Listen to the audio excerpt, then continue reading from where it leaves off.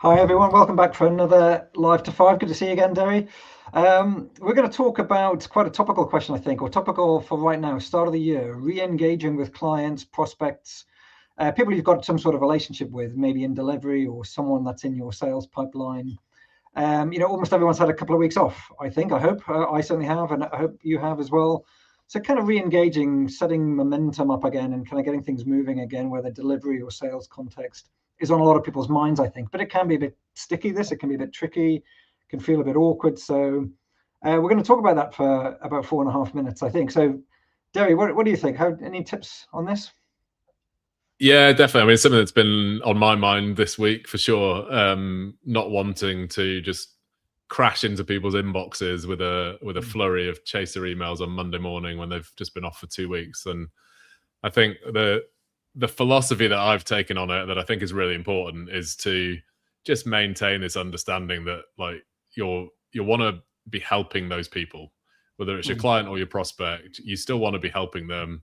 And it's really easy when you come into the year with like a set of targets and you want to rebuild momentum from projects that maybe haven't done very much over the Christmas period to think, I've got all this stuff that I need to do, all this stuff that I want to do. I want to get my project moving. I want to get these sales confirmed. I want to get the stuff that was like very close to being confirmed before Christmas. I want to get that moving. And all of the I in that thinking is a trap, in my view. And it's really important to just settle in and be patient enough to be able to say, I'm going to prioritize the things that are important over the things that are urgent, and I'm going to take my time to get into the year and get into people's inboxes in a way that's appropriate, that doesn't feel like I'm just chasing them day one, because nobody needs that. They're not going to appreciate that. And it's, in most cases, it doesn't matter if you wait a day or two to just check in with people, wish them a happy new year, try and get on a call.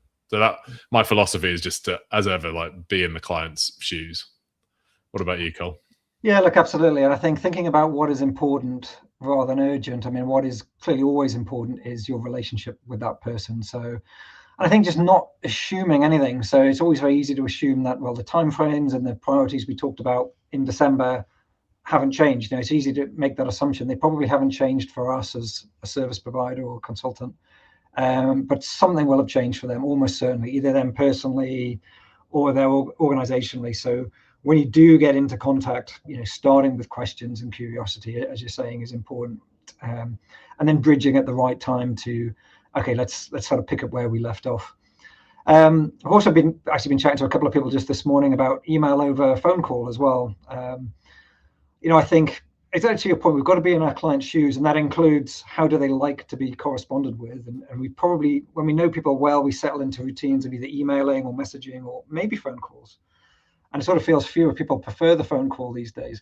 But I think at this time of year is one of the best times to pick up the phone, even if that doesn't feel quite comfortable for you. And maybe it's not normally how you correspond with that individual. I think normally, straight after Christmas, you've got lots to talk about in terms of sort of genuine interest in them, like how their Christmas break was, how are they feeling, New Year's resolutions, new priorities for the year. So it is easier than normal, I think, at this time of year to have a fairly authentic, genuine conversation.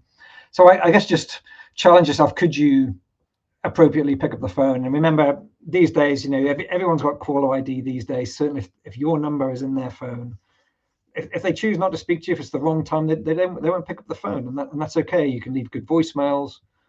Saying Happy New Year is far better on a by voice or on a voicemail rather than an email anyway. Maybe wait the day, you might get a call back. And if not, when you do send that email, you can say, hey, look, I was just seeking to catch you just to say Happy New Year and see what was going on with you. And it's just a much more natural start to your email message. So it won't work for everyone, and it won't work in all circumstances, but we're sort of where we're now like 4 or 5 days into the working year for a lot of people. I think now is a good time just to start thinking about picking up the phone. I completely agree with you. Not the first Monday back, which was perhaps Monday the 5th for a lot of people, but today, tomorrow morning, quite good times to start thinking about that and picking up the phone. Yeah, I think that's a great shout. It's a great shout. And as you say, people can always screen your calls if they're busy or what have you. I think the other thing I would just add, conscious we've got 10 seconds left on our Live for Five, but the other thing I think is everybody's head is spinning a bit at this time of year, that everybody's thinking all the different projects they've got, all the different initiatives that are running, everything that they need to get their heads back into. And a lot of people I've spoken to this week are struggling to get their heads clear on like what is their set of priorities. So again, to be in their shoes, one of the things you can do really valuably is just give them a set of actions, like what needs to happen next, and just cut through that on your particular bit of work, reduce a bit of cognitive load for them, take that onto yourself and say, like, just letting you know, these are the next 3 things that are a critical path on this piece of work. Just so they don't have to be diving into documents and emails and reminding themselves of stuff. You're doing that work for them. But yeah, I fully agree on the picking up the phone and having the conversation, even if it's a 15-minute chat. If you can find 5-10 people that you'd like to reconnect with, and you just work down phoning them, and chances are one of them will pick up the phone, and you'll have a good chat and a good connection. And that's one of the joys of being a consultant, right? And it's absolutely a win if you get one conversation, one callback out of 10. That's a good start. Look, we better end it there. It's a minute over as always. For more resources, the QR code there again, that'll take you through to some more resources about Honeycomb. But thanks for joining us again for Life for 5. Thank you, everybody. Have a great year.